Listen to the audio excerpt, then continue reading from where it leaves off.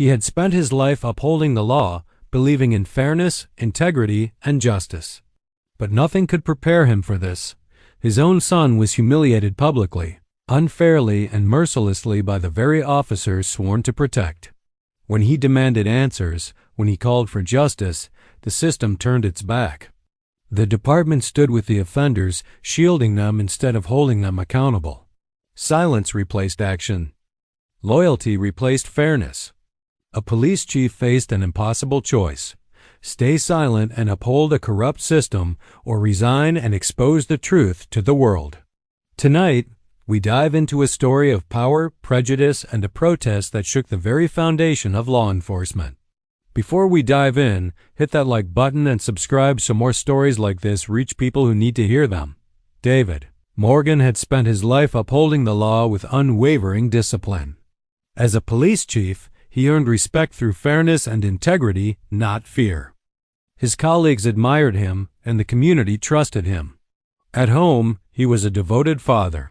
His son, Ethan Morgan, bright, ambitious, and full of dreams, was stepping into adulthood, unaware that the system meant to protect him could betray him in the harshest way. The department had long been steeped in unspoken hierarchies. White officers often held sway, subtly or not so subtly pushing others aside.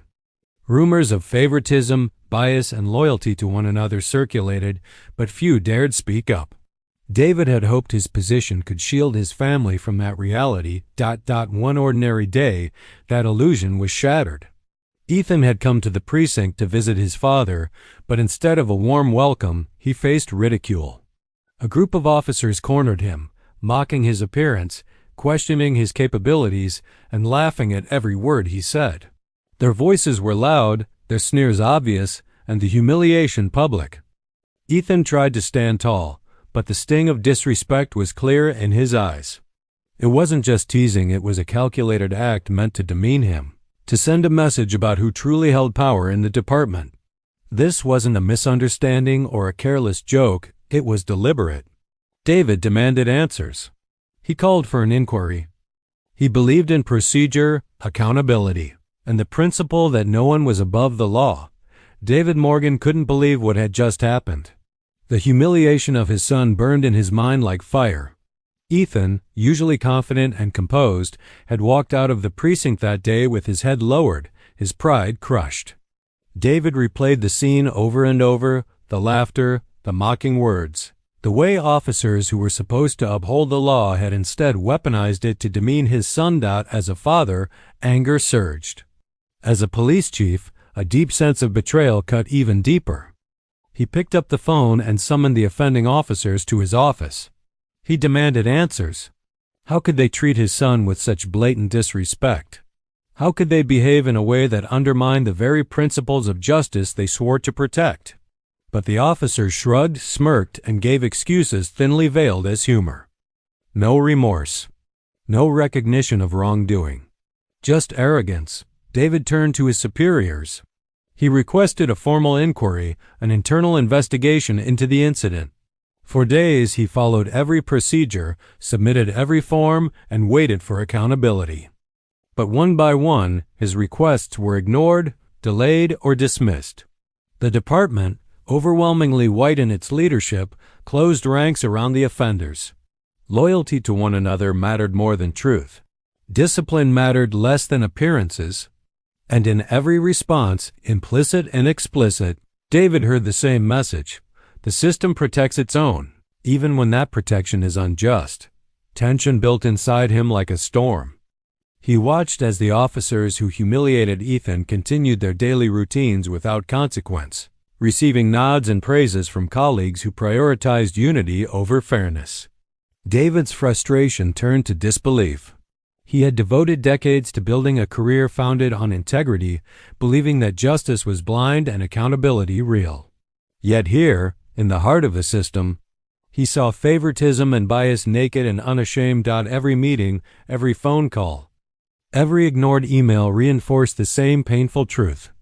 The institution he served would not stand with him or his son. The humiliation of Ethan was trivialized, excused, or swept under the rug. David realized that asking for justice was not just difficult, It was dangerous. It put him at odds with colleagues, risked his career, and challenged a system designed to maintain the status quo. As days turned into weeks, David's resolve hardened. Silence was complicity. Standing by would mean telling his son, "I am powerless to protect you." That was unacceptable. He began to document everything, every interaction, every dismissal, every insult. He recorded meetings, saved emails, and prepared evidence. The act of documenting became a quiet rebellion, a way to reclaim control in a world that had humiliated his family and ignored his pleas for justice. The tension reached a breaking point. One evening, after yet another meeting in which his superiors dismissed the matter entirely, David made a decision. He would resign. He would step away from the badge, the title, and the career he had worked for decades to build. But he would not leave quietly. His resignation would be a statement, a protest, a warning that injustice thrives when silence prevails. It would be a beacon to others facing bias and discrimination, a reminder that courage sometimes demands walking away from everything to stand for what is right. And so, David Morgan prepared to resign, not just as a police chief, but as a father who refused to allow injustice to define his family. The stakes were high. His career was gone. His reputation was on the line. But the truth vindication for Ethan and exposure of the systemic bias was worth every risk. David walked out of the office that evening with a heavy heart but unwavering determination. Every step through the precinct echoed with the betrayal he had endured. Officers he had once called colleagues now looked at him with thinly veiled hostility, whispering behind his back. Some avoided his gaze entirely, as if his very presence challenged the comfortable status quo they had built over decades. When he submitted his resignation the next morning, it was not just a piece of paper, it was a declaration. In that moment, the hum of the precinct seemed to pause. Superiors read it, murmured to one another, but no one tried to stop him. No one offered an apology for Ethan. No one acknowledged the injustice. The silence spoke volumes. The institution valued self-preservation over integrity, loyalty over fairness. David's resignation immediately sent shockwaves through the department and the community. Local news outlets picked up the story. Chief resigns in protest after son humiliated, they reported. Some hailed him as a hero. Others criticized him for abandoning the badge he had worn for decades. But David didn't seek praise. His goal had never been recognition. It had been truth, accountability, and a message that injustice cannot be ignored. No matter who it protects, he went public with the documented evidence he had gathered, the emails, the records of ignored inquiries, the accounts of the officers involved. Each piece painted a picture of a system that shielded privilege while punishing the powerless. The narrative was undeniable. As news of the humiliation and the lack of accountability spread, public pressure mounted. Citizens demanded answers. Advocates called for investigations. And within the department itself, something unexpected began to happen. The senior leadership realized the gravity of the situation. The very officials who had dismissed his requests, ignored his inquiries, and protected the offending officers now faced a choice. The backlash made it clear that turning a blind eye could no longer be justified. They reached out to David, not with apologies, but with a stark recognition. His resignation could not be allowed to stand if the department was to retain any credibility. They formally rejected it, urging him to stay and lead reforms from within. More importantly, the incident sparked broader reflection. Officers and administrators began questioning practices, examining biases, and acknowledging that protecting one's own at the expense of fairness eroded trust in the very people sworn to uphold the law.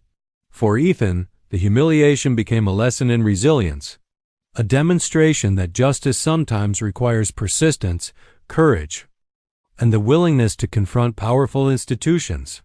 David's protest, though deeply personal, became a symbol. It reminded everyone within the department and beyond that silence is complicity, and that courage often demands personal sacrifice.